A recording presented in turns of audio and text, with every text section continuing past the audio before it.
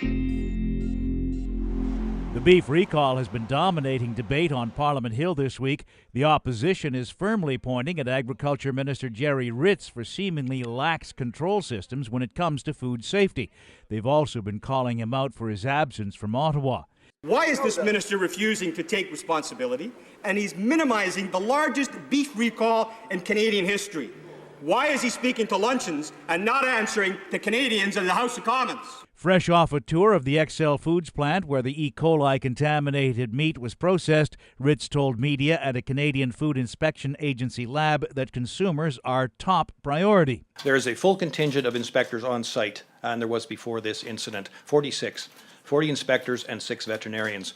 That is a 20% increase over the last couple of years. So, we are ramping it up. There are more people on the ground to address these types of situations. We're proud of that as a government. We continue to invest in food safety. We continue to ensure that CFIA has the proper resources to get the job done. The CFIA head says it was diligent in its response, but admits there was a delay in getting information from the meatpacking plant.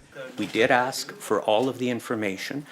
There was a delay in getting it, and in fact, that is one of the provisions that we have put in the new Safe Food for Canadians Act. Meanwhile, a lawsuit has been launched against XL Foods. We've had calls from British Columbia, we've had calls from Ontario and from Alberta.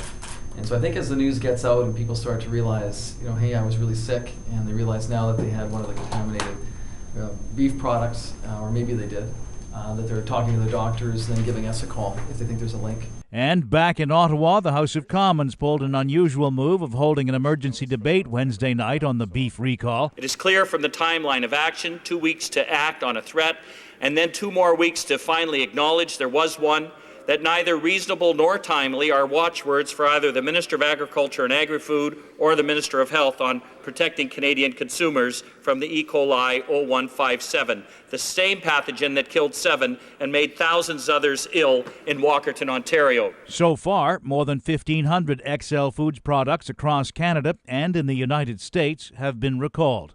Bill Draper, The Canadian Press.